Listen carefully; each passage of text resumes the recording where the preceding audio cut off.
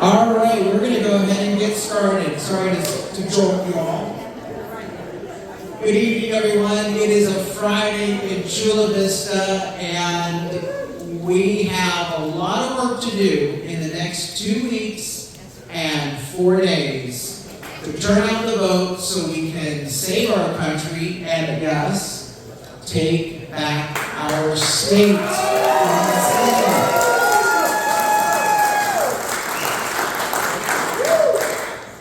Who says there are no patriots in South Bay? Come on! This is great. So here's what we're going to do tonight. We're going to walk through, first, an overview of why we are doing this kind of event and what you need to do in the fight to take back the state. There's something crucially and critically important that you need to do in these 2.5 weeks. In addition to just getting the voter guide out, but there's something specific that we're missing on our side. If we fix this, I'm telling you right now, the sky is the limit. This is one of our biggest problems that we're facing in California. Second, we're going to go through the mechanics of how do you vote and make sure your vote is counted, how to verify your ballot in this election. Third, we will go through the voter guide rapid fire so that you have an understanding of what is on your ballot. And then finally, we will entertain any question that you might have. I hope you brought your ballot tonight because this program is best interactive when you go down and look at your ballot, and particularly for the question and answer period. But first, let me start out with something crucially and critically important. And that is, we have a lot of problems in California. That's the understatement of the century. Sort of like saying, Kamala Harris is going to serve. Yeah, okay. But let's talk about what the problems are. On an issue basis, our problems are California problems. Highest cost of living in the country. We've got the worst schools, even though we're paying per capita the most per kid. We've got a crime wave in California while crime is level or going down nationwide. We have 12% of the nation's population, but a third of those on welfare, and 55% of the unsheltered homeless population. I mean, there's something uniquely, wretchedly wrong with the way we are handling these problems in California. And, of course, you've got this woke ideology, this corrupt nature of our political system that says if you're a conservative and you dare to share something on digital media, you might be prosecuted by your government simply because, oh, you made fun of politicians. Well, that's as old as, I don't know, the Republic. Ben Franklin, satire. It was our founding fathers. They knew about it, they practiced it. Those are the issues that are wrong. But let me tell you what we need to fix when it comes to our movement. Those of us who are common sense Californians, conservatives, there are a lot of things wrong that we cannot control, such as our opponents, the far left. They control academia, so they can brainwash the kids. They control it for now. We start picking up school board seats, we start moving the needle. They completely control the media. It's not like you're going to get an independent news organization that will tell Californians the truth. But the beautiful thing is, the establishment media, they're losing their power. Their ratings have plummeted. For every 3 viewers that NBC, CBS, and ABC had in 2018, they now are down to 1 viewer. Every time, that's right. Every time someone cancels their subscription to the UT or turns off, cuts the cable cord, turns off the establishment news organizations, an angel gets their wings. It's so glorious. And of course, the Democrats have unlimited money. And a lot of that money in politics is your taxpayer money used to fund far left-wing organizations without your permission. So they've got academia, they got media, they got money. But you know what they don't have? They don't have a movement. They pretend to have a bunch of grassroots supporters, but it's mainly renta Hamas is what I call it, renta Hamas. They all show up. It doesn't matter what the protest is about. They just sometimes change the color of their t-shirts and, they go and they show up. They really don't have the hearts and minds of the grassroots. There is a silent majority in this state. That silent majority is not the Democrat and blue voters. That silent majority is you. It's you. And you just don't realize it because what does the media tells you what?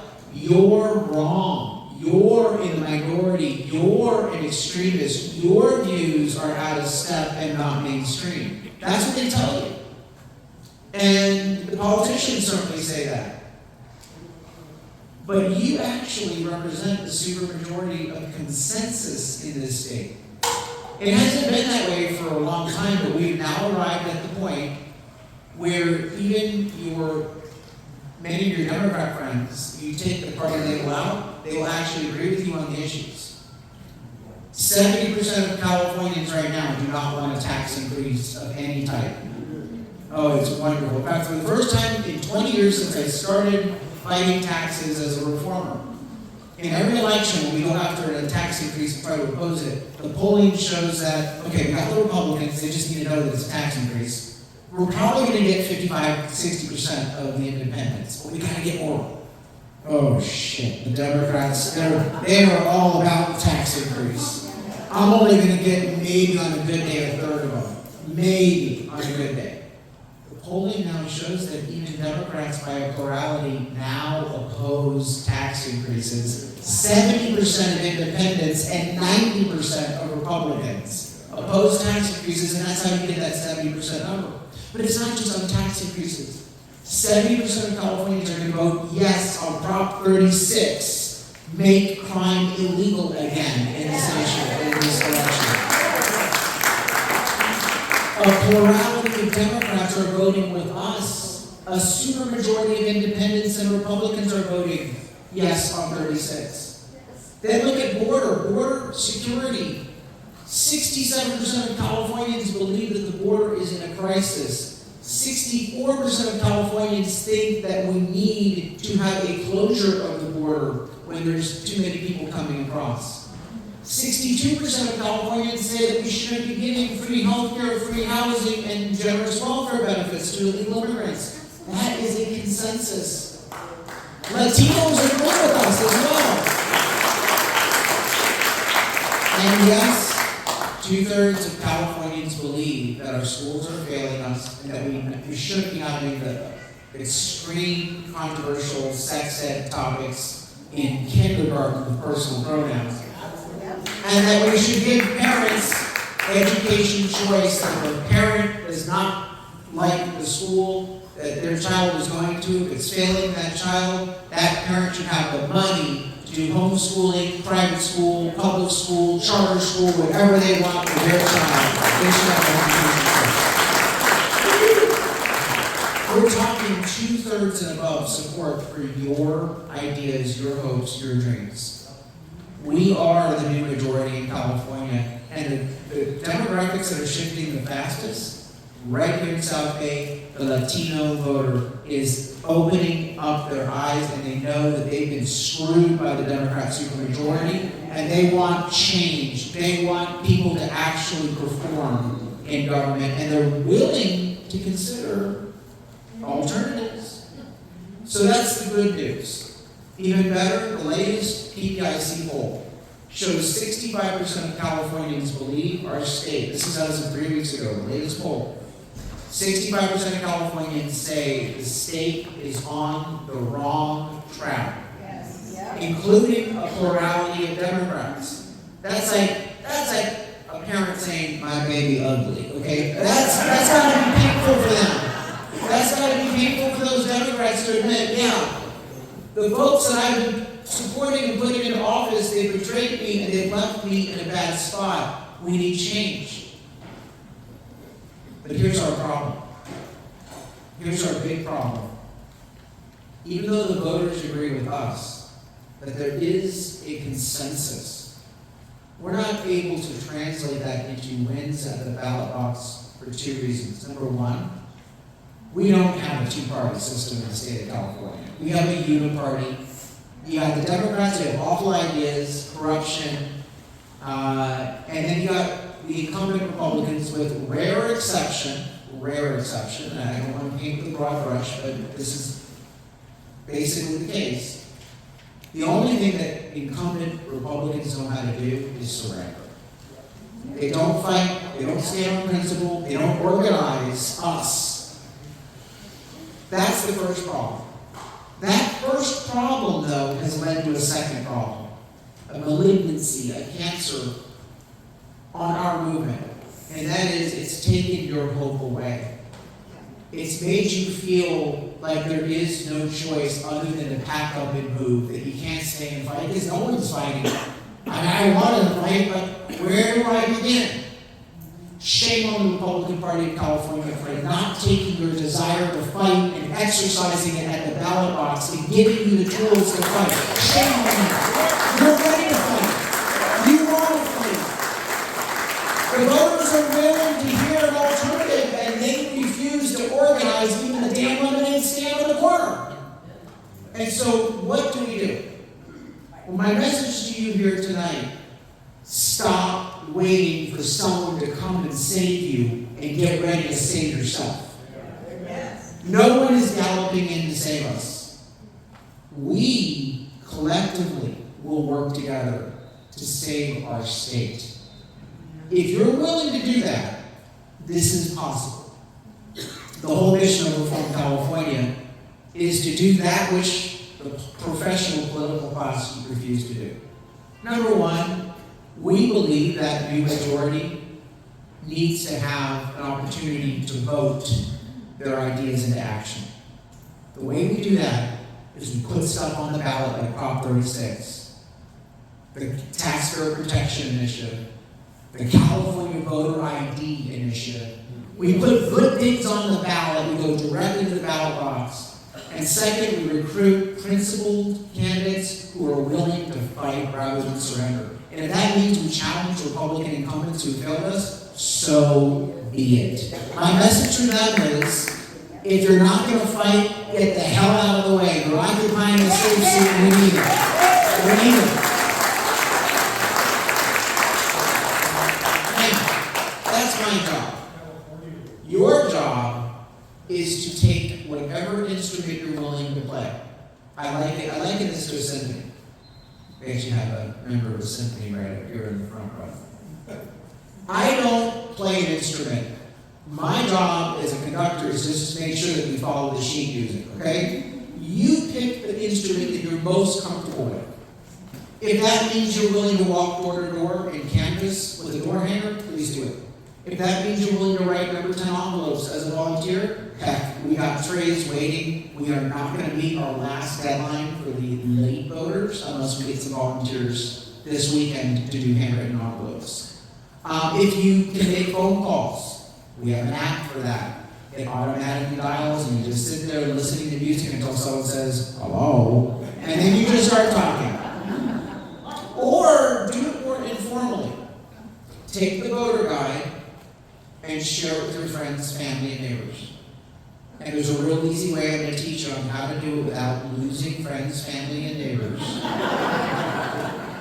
And I'm actually going to give you a list of people, and you're going to skip the partisan, hardcore, left-wing Democrat homes because you may not survive the conversation if you're not that everywhere. It's a waste of time. But I will give you those tools because I believe that if you're given the tools, you'll pick up one of those tools and actually fight. And if all of us do that, each of us will influence probably 3 to 5 to 7 to 10 votes. But if we do that as a movement, if all of us do it, that's better than millions and millions of dollars of TV ads that Gavin Newsom and his crooked cronies can put on the earth. He worries about one thing and one thing only. When you flee the state, he smiles. One less opponent to worry about. Don't let the door hit you on the ass on the way out. Goodbye. In fact, we tax that claws back for 10 years. You ever heard of the exit tax? Yeah, that's his thing. Yeah, don't solve the problem and keep people here by making it a better state. No, let's figure out how to tax them after they flee. So he doesn't care when you leave. What he worries about is you actually activate it. And so in this election, and in subsequent months, I need you to have hope, and I need you to give hope to your friends, your family, and your neighbors. You will find so many people who agree with you, but they will literally not return their ballot because they think my vote doesn't count in the blue state of California. I live in Chula Vista. It's really Democrat here, so we can't win. Well, tell that to Chula Vista school board member Delia Cervantes, who won a super uber blue Democrat seat, or Mayor John McCann, mayor of Chula Vista. I'm telling you, people think that there's no hope, and then they give up, and the other side laughs and they rejoice. We got to give them hope. That's the first step. Give your friends and family hope, and then give them the most powerful tool, the plain English voter guide. Okay? So with that, let's open up and teach you how to vote, because I know all of you know how to vote. Okay? I get it. But you're going to come across a family member who says, Grandma, I'm not registered to vote, so I'm not able to help you out in this election. Or, you know what? I ripped up my ballot on day one because we're in a blue state. I'm not going to vote. Or, oh, you know what? I spilled coffee on my ballot. I ruined it. I'm so sorry. Anyone who has a problem, you turn to them and say, no, not good enough, not taking that excuse, because we're going to go fix it. So I'm going to teach you how to fix problems in this election. Because chances are a lot of the people I need you to turn out, they don't even remember where their ballot is. Or they might say, I don't have my ballot, it never arrived. And I need you to be Mr. or Mrs. Fix It on the spot and make that transaction really easy. So what do you need to vote? Well, first, you need a ballot. Pretty obvious, right? How many of you do not actually have a ballot? Did not arrive. Love it. Because if it did not arrive by now, it ain't coming. So you have a problem. But your ballot arrives in an envelope, and then there are two items in that envelope. Another envelope, and then the ballot instrument itself, which is a legal size cardstock ballot. It's the one that has the little ovals on it. So you fill out your ballot using the voter guide.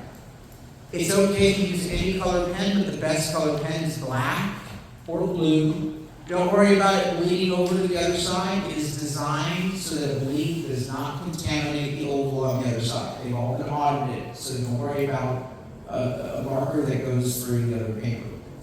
If you make a mistake, it's okay. You can actually X out what you don't want and say no.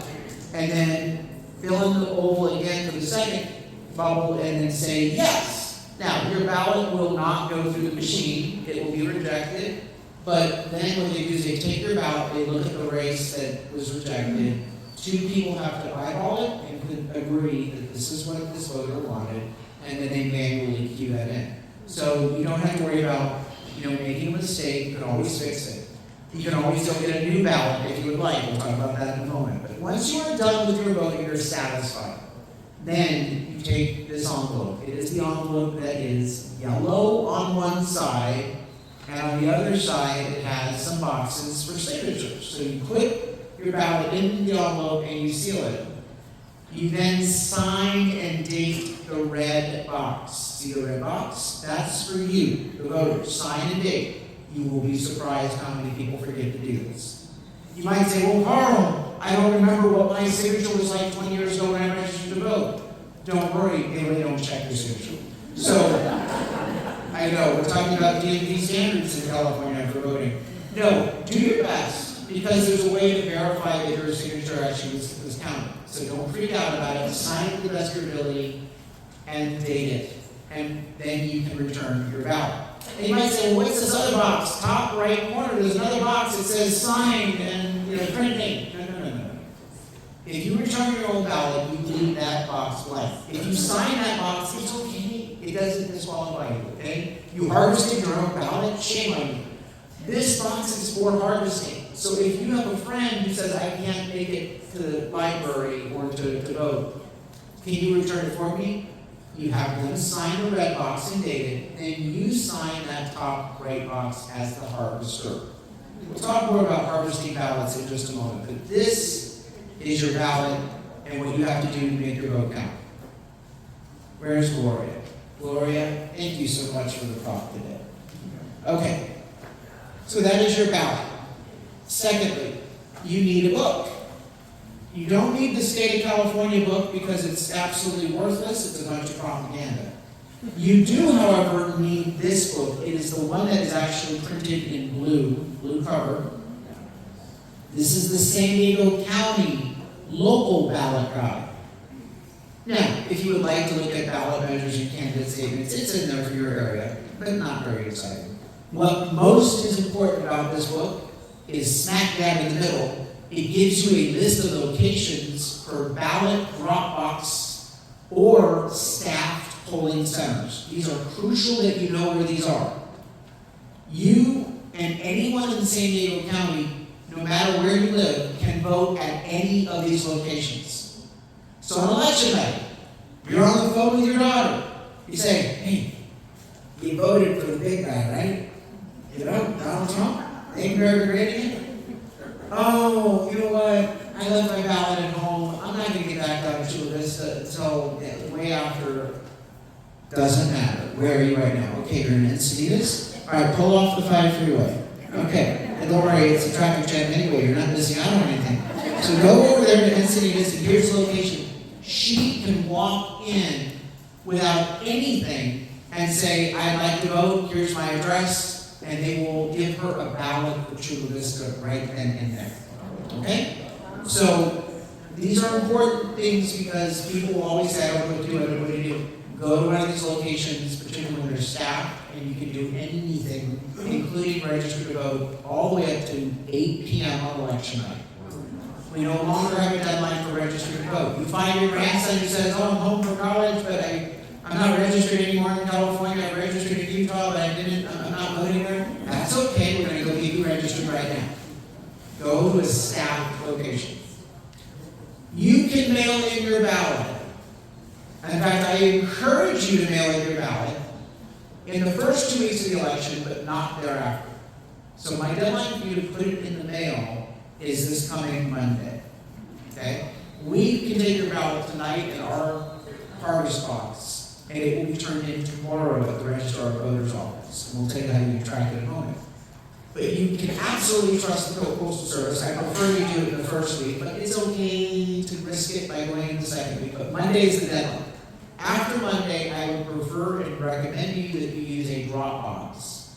And then stop using the drop boxes the Friday before the election. That's when you can only go in to a staff location and vote in person. But I certainly don't want you to do that because it cuts you out of your opportunity to verify your ballot is counted and to fix any problem that happens before election.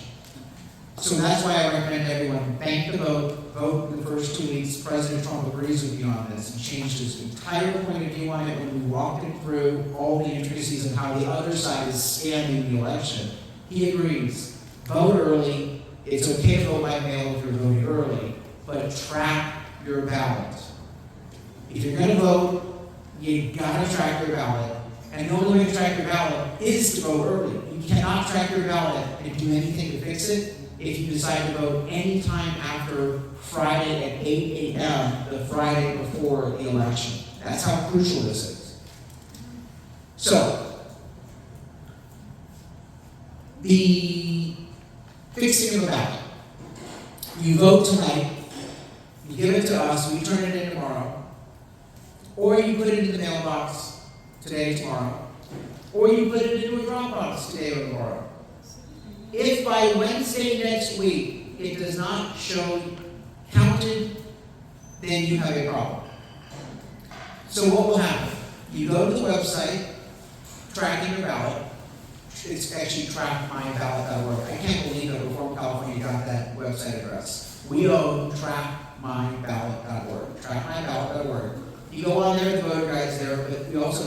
that goes directly to the state of California database. You put in your first name, your last name, your date of birth, and your zip code, and boom, you can see whether your ballot was counted. Now, most of you will also, in advance of that, get an email and a text saying, congratulations, your ballot was counted.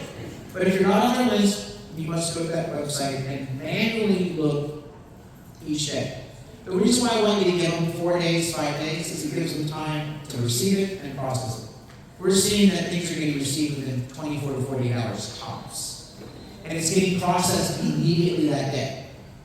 And so we're talking 3 days, maybe 4 max. So by Wednesday, Thursday next week, if you're not counted, then the following weekend, go to a staff location and walk in and say, my ballot was returned well over a week ago, it's not counted, I want a second ballot. Does anyone know that under state law, California state law entitles all of you to 2 ballots in every election? If you're dead, you get 4 under California law. But you get 2 as a human being that's still alive. You get your original ballot, and you also get something called the provisional ballot. So, remember I told you some of those people who spilled coffee on the ballot or ripped it up in anger because their vote doesn't matter? They can always go get a second ballot called the provisional. You, if you vote and then it's not counted within an acceptable time, you can get a second ballot and make sure that you vote actually at the polling location itself, as though it's election day. Now, that provisional ballot will not be counted until the end of the process, because they first want to make sure that your original ballot is not somehow found, because they don't want to count you twice. But remember, we are talking about people who use the DMV quality standards, and so if you get 2 bites of the apple, so be it. Be ashamed for all the conservatives to all go out and get their provisional ballots and vote twice, and the liberals don't go, wow, we have 50 million votes in California. Hey, it's your damn system. Why are you bitching about it now? We just figured out how to use your rules against you. You'll see how quickly they clean up the voter rolls then, I'm telling you.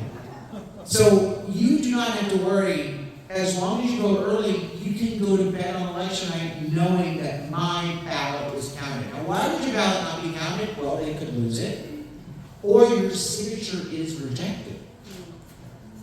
So if your signature is rejected, usually you're told a couple days later, but not always. If you wait till the end and they reject your signature, they may not actually count your ballot until the 3rd or 4th week of November, after Thanksgiving. In which case you have no time to know that your signature was rejected and your vote is discarded.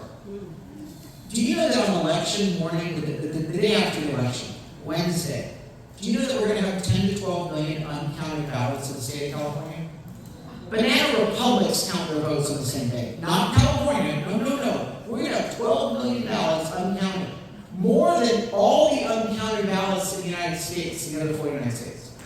And those ballots will take weeks. So if you're towards the end, you might be disenfranchised. Don't want that. You need to get that ballot in early. So on election night, you look at the screen and say, one of my votes is in that pile. I'm already counting. Okay, that's why we vote early. Whose book is this? There we are. Right over here. Thank you so much. Okay, so let's move on to voting with the voter guide. This is the most powerful weapon we have. This evolved. I started giving voting recommendations in 2012, 2014, 2016, but it really evolved because of none other than Kamala Harris, the wicked witch. Kamala Harris in 2014 decided as Attorney General, because the Attorney General gets to be the one to write the state proposition titles, okay? She decided, well, if it's my job, I'm just going to put my thumb on the scale. And she decided to lie to people. So Prop 47, which we're now trying to repeal with Prop 36, the Make Crime Illegal in that initiative, she said it was the Community Safe Neighborhoods Act. But it literally let criminals run wild. On the gas tax repeal, her successor, Xavier Becerra, struck the title that we had as a citizens initiative, gas tax repeal, and said, measure to repeal transportation projects and cancel road repairs. Which is nothing our initiative did that. It just simply gave you your money back at the pump since they're not using the car tax or the gas tax to fix anything in this state. He changed the title, and the voters therefore voted against what they wanted. And so all this trickery started in 2014, 2016, 2020. Then it infested local government. So now the local government say, well, if they do that, then we can do it too. So we sued, the Harbor Drivers Taxpayers Association, we sued and said, you're not allowed to lie to voters on the ballot. You at least have to have some modest level of honesty. And the Supreme Court of California, all of them liberals, said, if you don't like your ballot titles, get yourself a better attorney general. Why don't we get ourselves better justices of the Supreme Court in California? I think we can start there. So what happened starting in 2016 and 2020, and 2018, is I started calling it the plain English voter graph. Oh, that triggered the liberals. You're such a racist. Well, even though Latino said, yeah, I like the idea of a plain English voter graph, because you know what? I don't fit in a box. I speak Spanish and English, and I like the fact that you have a voter graph. So people started getting this plain English voter graph with no partisan label on it. No Democrat, no Republican label on it. Plain English voter graph. And they love it. I have Democrats who stop me saying, Carl, I don't agree with you on everything, but man, I appreciate your voter guide because at least I know what I'm voting on. So the plain English voter guide is a value to your neighbors, your friends, and family. So when you talk to them about politics, they don't want to hear your politics. Even if they agree with you sometimes, saying, oh, God, do we really have to talk about politics? It's an uncomfortable conversation. But if you start out with this, hey, Joe, did you see the ballot this year? Man, it is huge. It's got 10 statewide initiatives. There's a bunch of local initiatives. They got these judge candidates and school board candidates. And you know they lie to us. You know they're deceiving us. It's all confusing. But you know what? We got this cheat sheet, a plain English voter guide. Now you're not imposing your political views on them. You're giving them something of value that they would actually like. And I can't tell you the number of people who say thank you. Thanks. Hey, gee, thank you. This is really helpful. Now, the other power of the voter guide is that they start reading the ballot measures, because that's really what they come for. I always say, come for the ballot measures, stay for the candidates. So they start reading the ballot measures and are like, that makes sense. And that makes sense too. Wow, I agree with all of this. Whoever put this together, I trust their judgment, I agree. So then they flip it over and they say, oh, they got candidate races too? Well, since I really agree with all the ballot measures, I probably agree with all the candidates too, for school board, for judge, for city council. So, yeah, I'm just going to go right down the list here. Okay, we're done. Easy peasy, let's go. I'm telling you, the liberal politicians of this state, by lying to the voters, they have created their worst nightmare. They have empowered us to go to voters who are pissed off with that manipulation, and they're saying, yeah, give me that plain English voter guide. And so this thing works to get your friends, family, and neighbors to come to your side, and you don't need to talk about politics or republicanism. Sell it based on the plain English ballot descriptions, and then they stay for the candidates. So what's on the ballot this year? There are 10 statewide initiatives. Here's a real simple cheat sheet. Vote no on all of them except for yes on 34 and 36. Any questions? I'm not just going to leave you with that. Okay, you have to know what you're voting on. Proposition 2 and 4. We'll start with those. They are the twin sisters, the wicked twin sisters. They are both big boondoggle bonds, BBB, big boondoggle bonds. They are $10 million each. The two of them combined max out our credit card. We will have no more ability to borrow. So if there's a major disaster in the next 2, 3, 4, 5, 6 years, we are tapped out. They say Prop 2s for schools. Not a single penny of Prop 2 is guaranteed to build even one classroom. There's no requirement for any type of expansion of school districts. And in fact, most school districts, including the ones down here in South Bay, are having declining enrollment. And so it makes no sense to say, let's build more, when we should really be thinking about right-sizing and moving the money. Prop 4 says they're going to solve our water crisis. Oh, really? But it prohibits any of the money from being put into reservoir expansion, which is what we really need. Oh, and it's going to solve wildland fire, but not a single penny can be used to reduce the hazardous fuel loads on public land.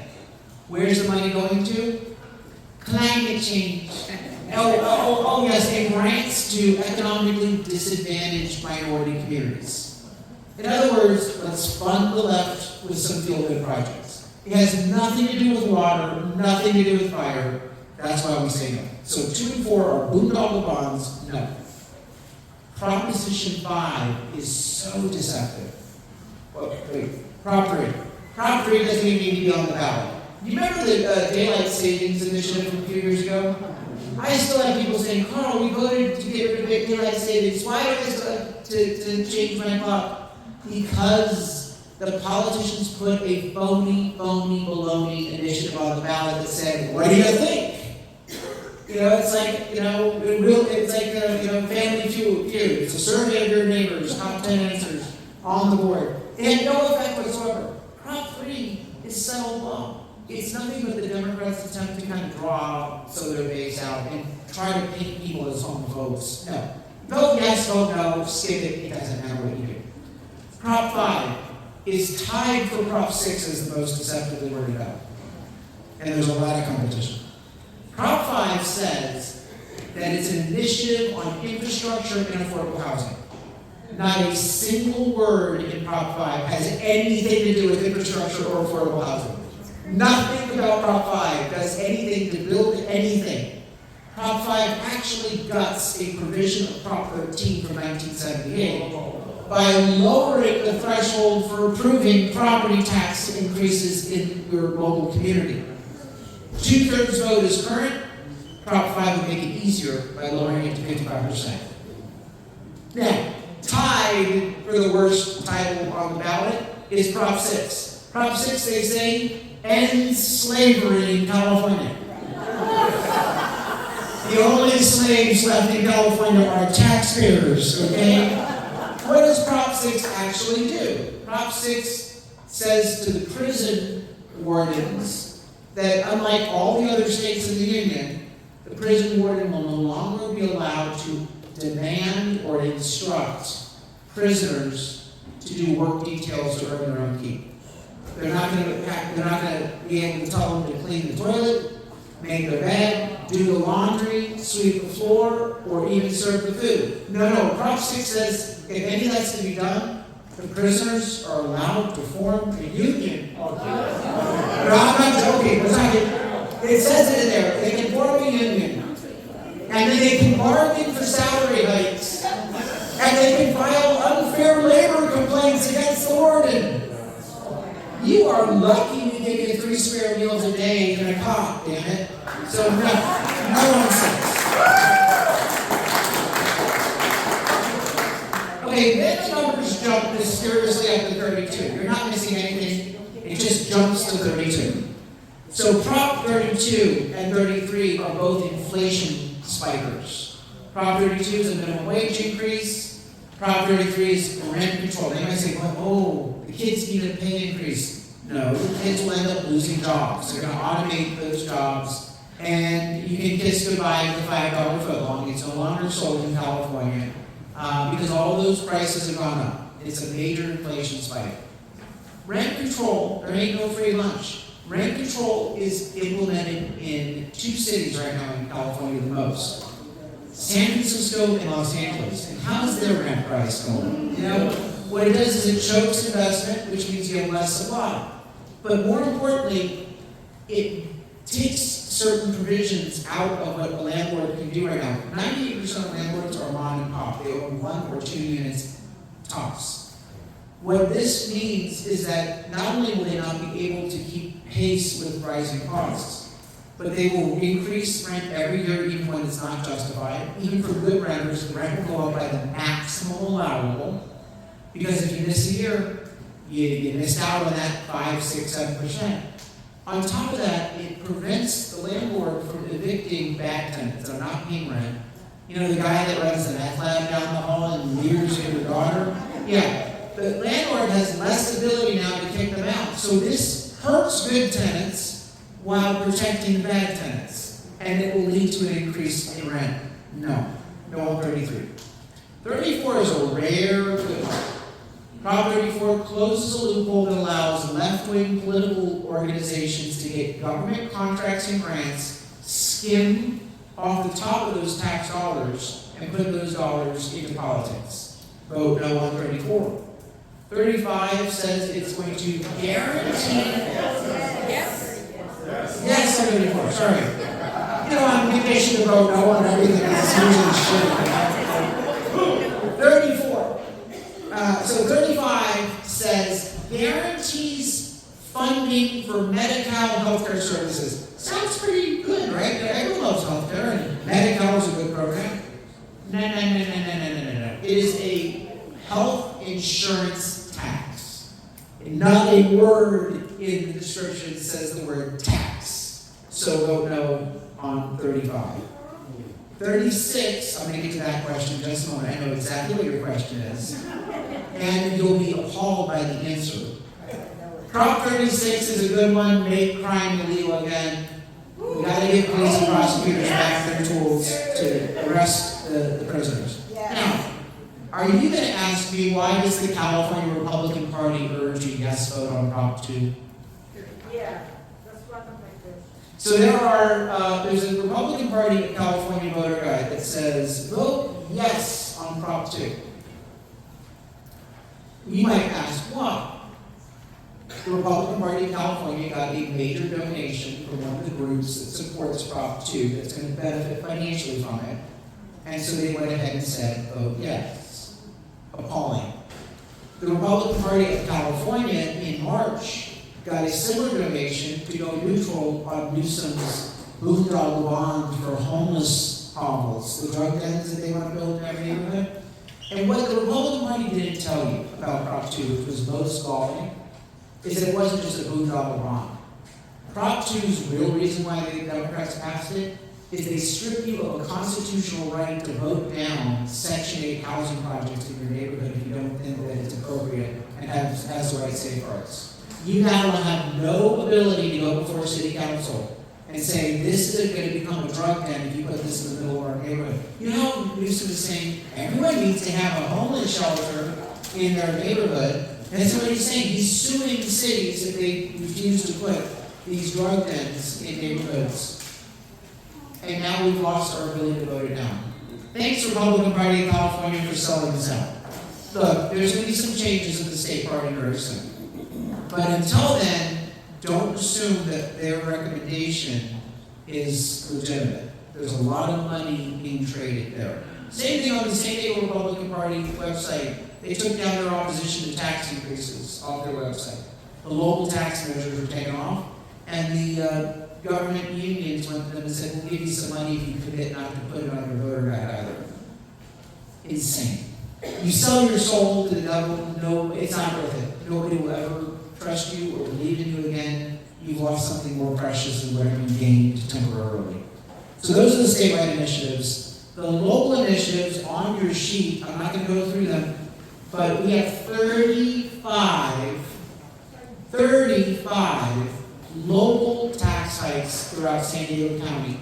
And chances are you have about 2 to 4 of them on your own ballot. Everybody has Measure G on your ballot because it's a countywide sales tax increase. G is for grift, greedy. Grift and greed. G.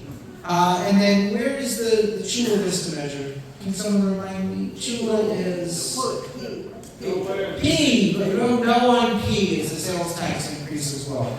So those are the sales tax increases. There's others in South Bay. We have a complete list on your sheet there, but no on all 35 of them. Okay, I'm not going to go into candidate races, but let me tell you, there is not an unwinnable spot in San Diego County now. That's how dramatic the shift is.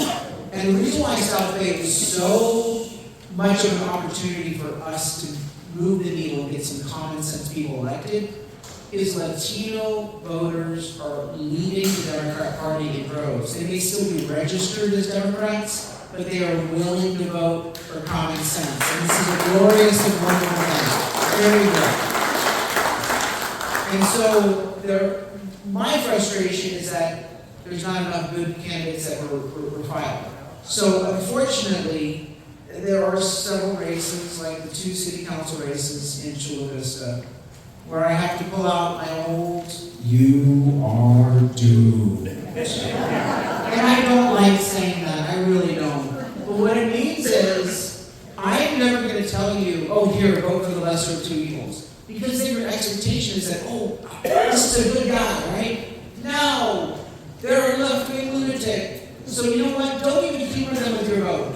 Don't make them think that they got 20,000 votes. Let them win by 5 votes. And then we know what their watermark is, so we can recruit someone and take them out next time. But no, we don't do the lesser of 2 evils on our guide. You may also see that there are some incumbent Republicans that don't have an endorsement. And that is because if an incumbent Republican breaks a pledge to not raise taxes, we will withdraw our endorsement. We will just say, no, we won't endorse you. Now, we're not going to endorse the lunatic leftist. But again, these incumbent Republicans, this is the problem we're having. When they go down to City Hall, when they go to Sacramento, when they go sometimes to Washington, they got the devil on their shoulder. Ever seen that cartoon in the 1970s and 80s where up pops the little cartoon character devil saying, "Do it, do it, do it"?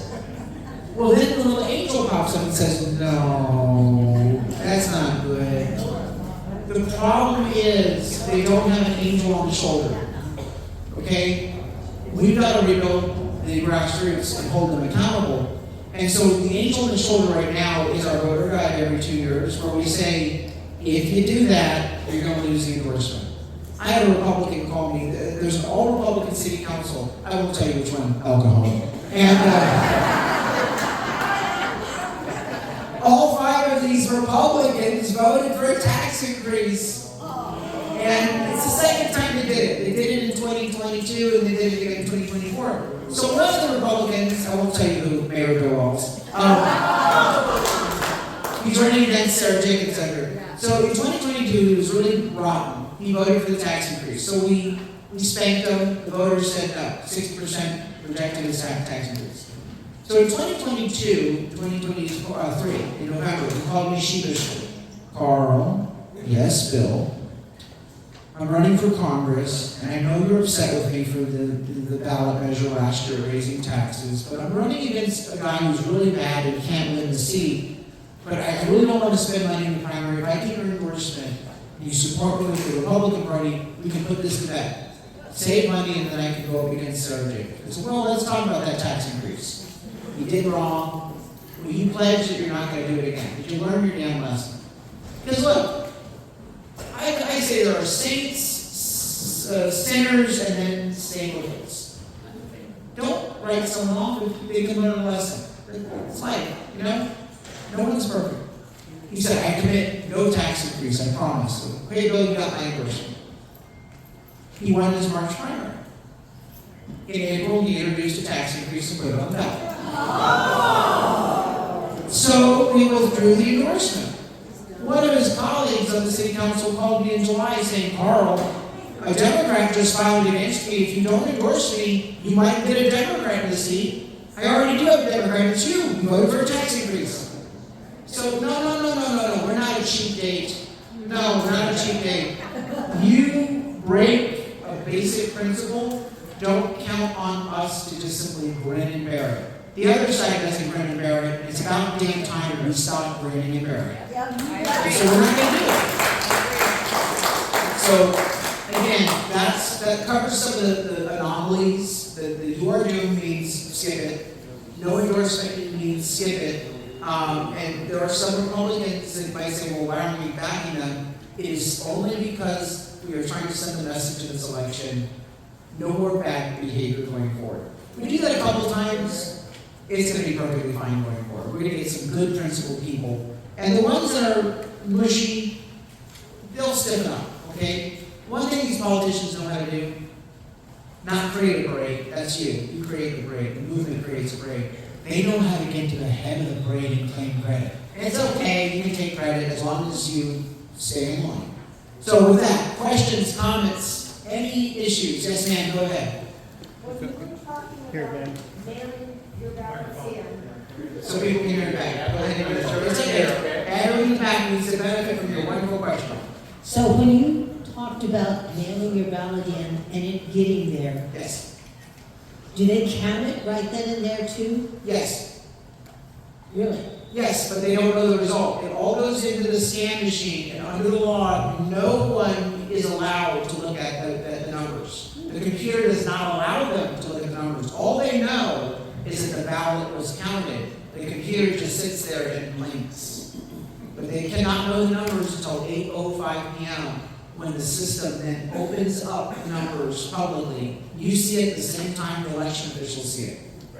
Go ahead. Carl, I'm a little illiterate. Where does a ballot measure like that one where the inmates come from? How does that even get on the ballot? A Democrat politician.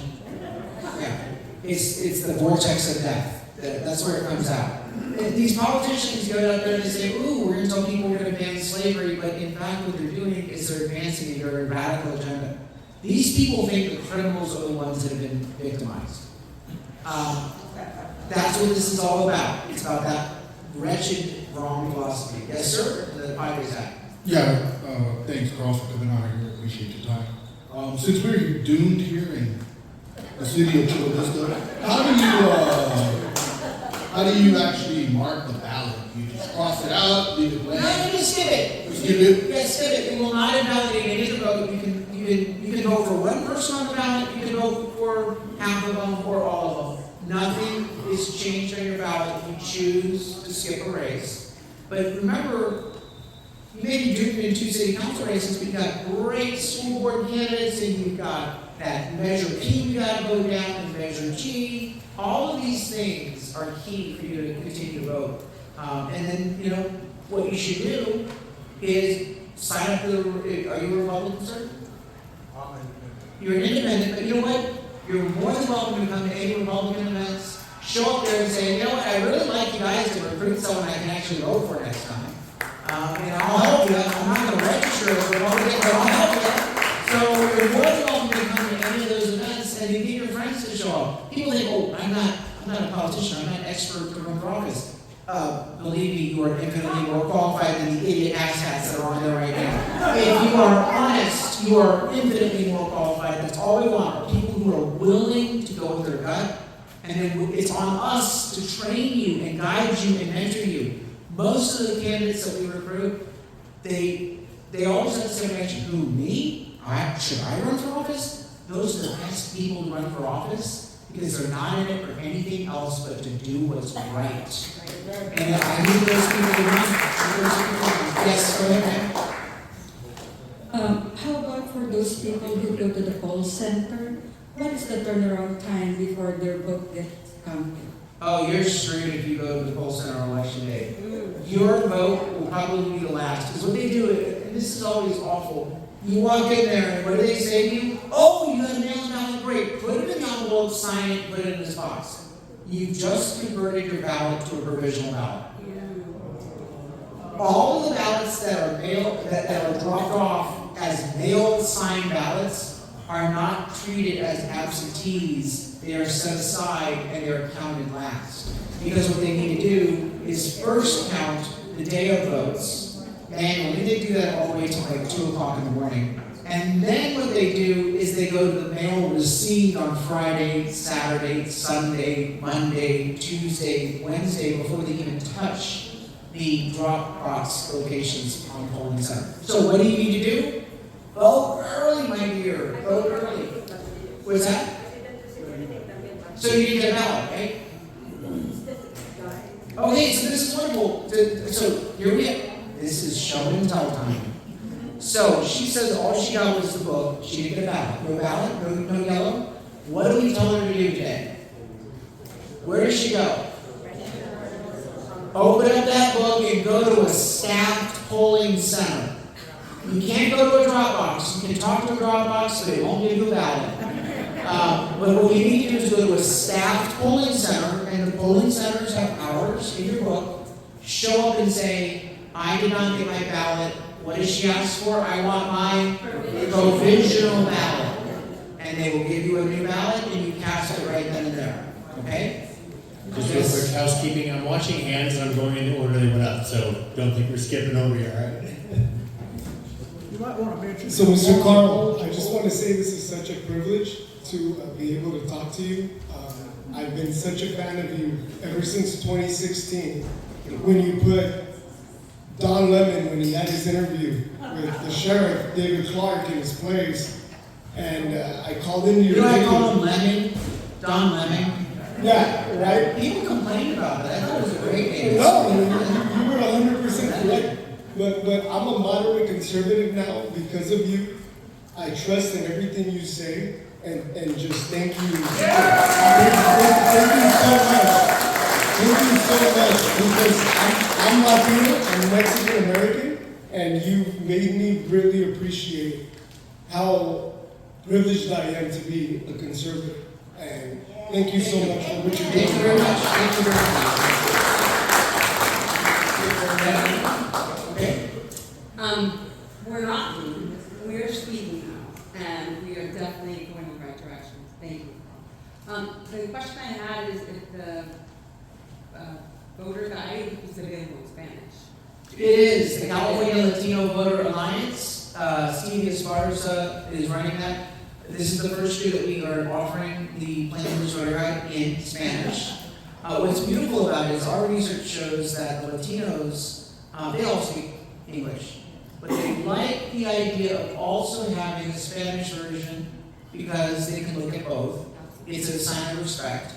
But I'm telling you, you know, Republicans need to wake up and they need to understand that no community is off limits. But what happens is when you don't show up in that community, they assume you don't care because you didn't show up.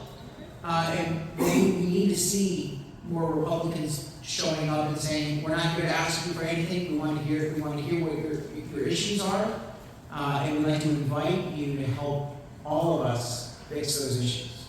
And that'll work. It'll absolutely work. Yes. So I wanted to thank you, because last time we heard you speak, we found out about becoming poll workers, and we're going to be poll workers. Excellent. Did you get trained? We are trained. Excellent. It's a new system. I'm sick of all the jobs going to the left-wing lunatics, and we started 2 years ago this program for people like you to train them and get half the jobs. All who want half the jobs, they can have the other half, but up until 2 years ago, they were getting 100% of all the polling, processing of ballots. Now we get one conservative for every one lunatic liberal, and we're watching every ballot and signature. So one thing we learned is if you did vote early with your mail ballot, and you bring your ballot to the polls and it is not filled out, they're going to give you a sleeve, and you're going to put it in the ballot box. If you have it filled out, they'll either say, here's an envelope, or if you don't have your envelope, and they'll put it in that mailbox. Or they will ask you if you want to use the ballot marker device and vote, but then they'll take your ballot and tear it up, because you can't have two ballots. So what we were just talking about is, because you can't have two ballots and go to the polling to the booth, but they don't say you can't have your voter guide. So bring your voter guide. So what she's describing is, if you absolutely must go in person to a polling location, do not put it in the envelope. You can fill in the bubbles if you want. You can. That's when they'll put it in an envelope if it's filled out. If it's filled out. Yeah. Okay, that's a potential violation. You can ask me for an additional, you can say, hey, give me a fresh one, I'll do it again. But you can go in, as long as it's not in an envelope, you can actually put it in the manual box. But here's why I don't want you doing that. We're suppressing our own vote. If you show up on election day, because conservatives are all saying, we don't trust the mail-in ballots, we're going to send a message, we're going to protest by showing up on election day. The liberals know that. they know we want to show up on election day, so they've cut 80% of our polling centers.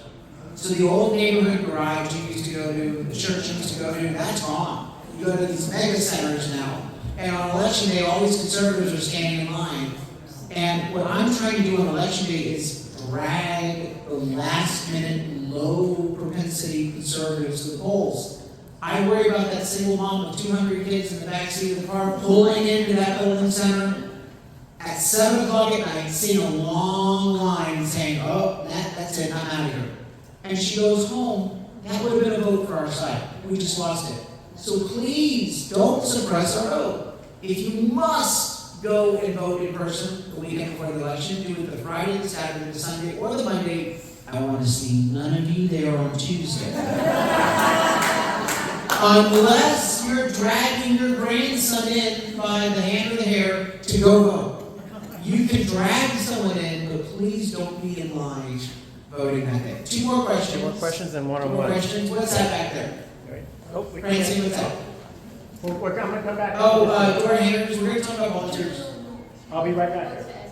Give me 1 minute, we're gonna do this, gentlemen. You'll be our last question, sir. Go ahead. No, please go for it. You got the mic. I've been a poll worker in 3 elections, and one of the frustrating things for me is in that section, people didn't know that voting centers, I was at East Lake High School, it was open 14 days. 14 days. There was a long line on a rainy night. Yeah, And I'm talking to they show early. people, how come they didn't vote when it was open? So, Vote early. Okay, good. All right, one more. Max, sir, you're the last One more, and then he's gonna do one-on-ones, okay? I'll stay for one-on-one questions. Go ahead, sir. Wait till the microphone. There we are. Okay. As you alluded to, I think, if I understood you correctly earlier, there is no such thing as a non-political office anymore. With the culture change, the attack on the U.S. in general, Yeah. school boards and judges are not non-political anymore. Right. The Trump trial proved that. Yes. There's no such thing as a non-political thing. How do we find out decent information on the judges so we don't vote for these anonymous people that Why are nobody you ever here? heard about until It's called election day? playing with his voter guide. So here's what the beautiful thing is, and I don't want to call her out, but I will. Hattie O'Mara, right over there, Republican. So two cycles ago, Reform California and Patty and a handful of others said, you know, we gotta start getting better at recruiting people to run for judge. And Patty, being a former prosecutor, she took the lead, and people said to her, who are you going to endorse? Go to Patty, go do coffee, she's going to interview you, and then she'll recommend to us. And we got behind 2 stellar judge candidates this cycle. There were 4 judge races open. 2 of them we lost because lawyers don't run against incumbent judges, because if you do, the other judges penalize your clients. It's really corrupt, yeah. But 2 seats were wide open, so we got 2 of our candidates running against 2 of their candidates, and we beat them 2 for 2. We won both of those seats. So what it shows is even in a blue county, we can actually win those judge seats, but we need candidates willing to run. And next cycle, I'd love to see if we can take on some of those incumbent appointed judges, because we probably can win those seats too. So it's important, but the problem has been that we haven't had anyone galloping in to save us. It's been people like Patty who said, we're just going to do it, and we're going to take a leadership charge and make a difference. So this is what I want to end on, and I will stay for one-on-ones. Your first assignment is super simple.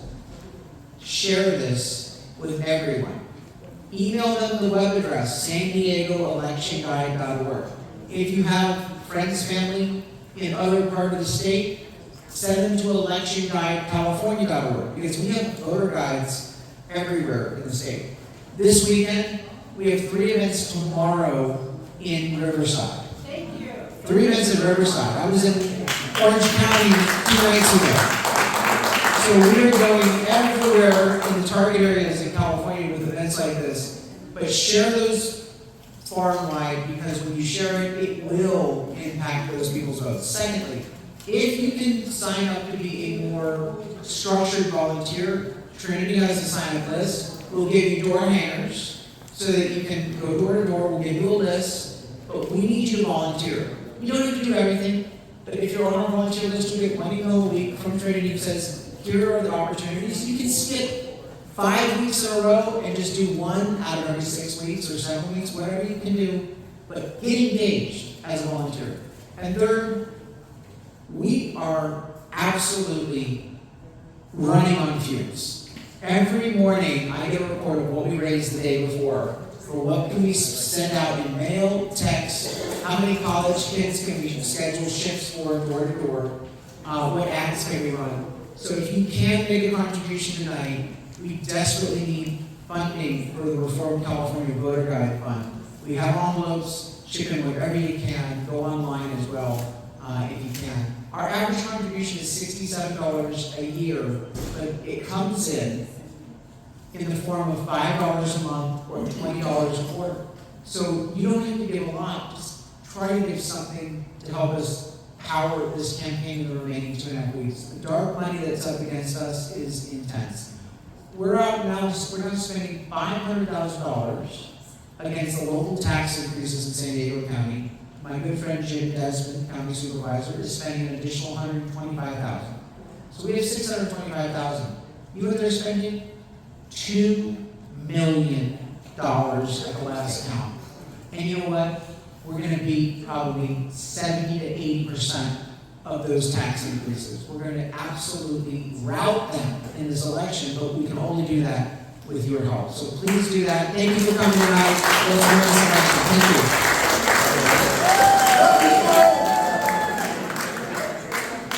Good job, man.